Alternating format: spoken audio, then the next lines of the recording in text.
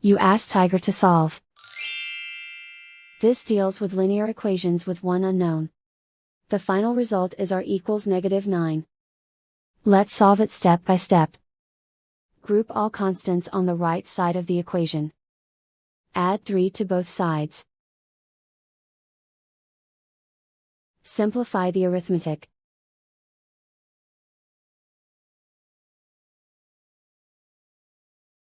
Isolate the r.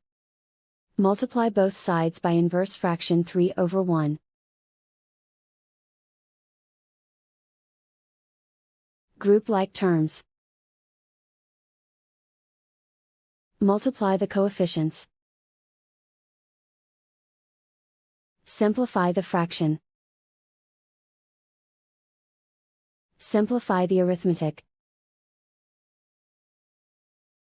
And so the final result is r equals -9.